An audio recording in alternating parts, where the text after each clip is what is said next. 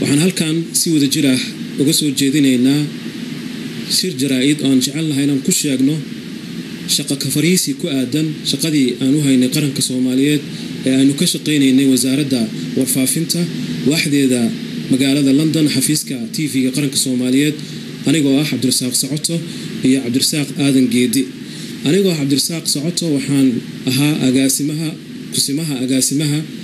waaxda London ee TV-ga qaranka Soomaaliyeed isla markaana waxaan ahaa soo saaraha barnaamijyada London ka baxa iyo waliba soo jeediyay qaar kamid ah barnaamijyada London ka baxa muddo 3 sanadood ku dhawaad ah iyadoo ay jiraan daruufo iyo sababo kalifay inaan ka fadhiisano shaqada ayaan si wada jir ah waxaan u soo jeedinay sababaha keenay inaan shaqada ka fadhiisano iyadoo warbixintan aan u dirayno wasaaradda warfaafinta wasaaradda cadaaladda guddiga warfaafinta baarlamaanka Soomaaliyeed iyo wasaaradda shaqaalaha qodobada ugu muhiimsan ee keentay inaan shaqadan ka fariisanana waxaa kamid ah waa sidoo sheegay Cabdirasaaq Socoto aniga waxaan ka tirsanaa warbaahinta qaranka xaruntiisa ama qaybta London waxaana ahaa soo saare barnaamij iyo waliba kusimo muddo 3 bilood ugu dambeysay agaasinka TV-ga qaranka sababta aan shaqada uga fadhiisanay aan qaranka Soomaaliya u haynay ayaa waxaa kamid ah kadib markii aan aragnay tixgelin la'aan muddadii dheereed ee aan ka soo shaqeynay TV-ga qaranka anagoo juhdi fara badan gelinay si aan u horumarino hanaanka dawladnimo iyo waliba ummadda Soomaaliyeed u soo iftiimay oo aan ugu yaraan dhaqaale la'aan ku shaqeynay muddo ku dhow 3 sano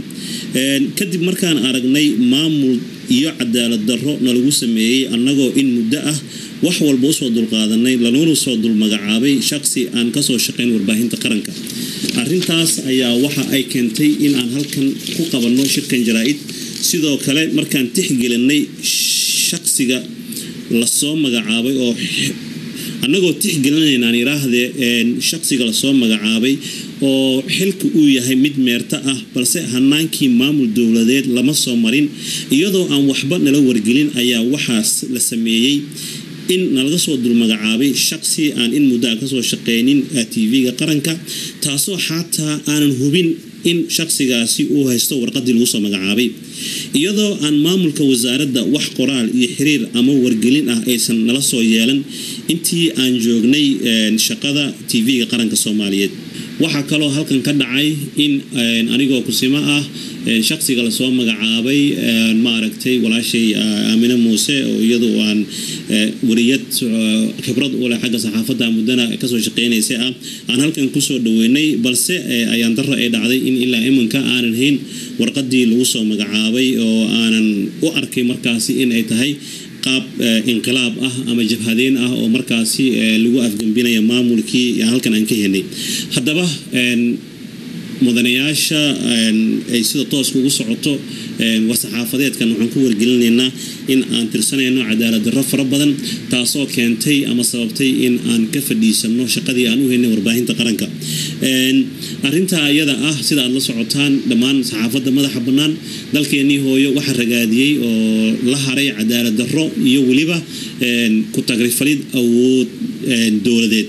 taasi marka ma aha mid sii socon doonto annaguna waxaan ku wargelinaynaa dhammaan bahda warbaahinta madaxa bannaan iyo hay-adaha sida tooska aan ugu dirnay warqadan oo ay qusayso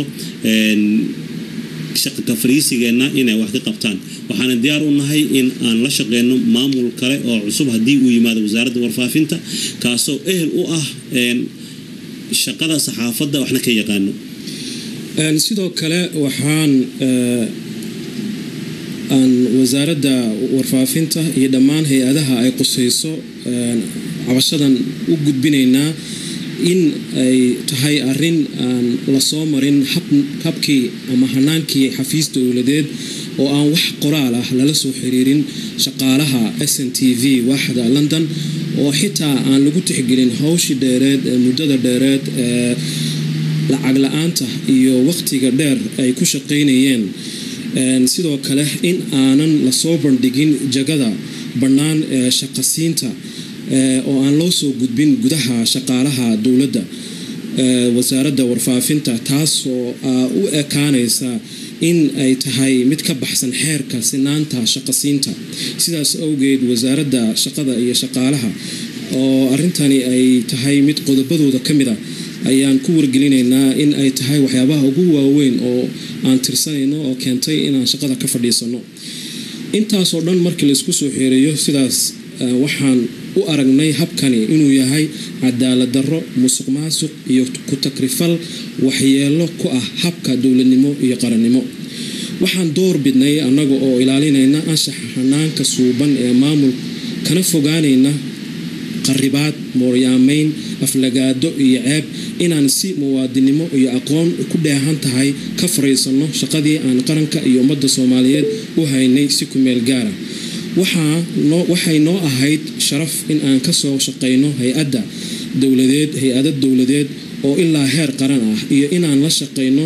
dowladdii ku meel gaarka ahayd iyo midii federaalka ahayd ee hadda jirta. sidoo kale waxaan ku faraxsanahay inaan la soo shaqaynay mas-uuliyiintii hore ee wasaaradda warfaafinta iyo mas-uuliyiinta hadda jooga iyo weliba shaqaalihii naftooda u horay ee u geeriyooday ee ku dhintay iyo kuwa hadda shaqeeya ee jiraba. sidaas awgeed waxaan leenahay qarankeenna, dalkeenna, dadkeenna waan jecelnahay, waan u shaqaynaynaa, waan u dhimanaynaa. mahadsanidin. wabilaahi tawfiiq.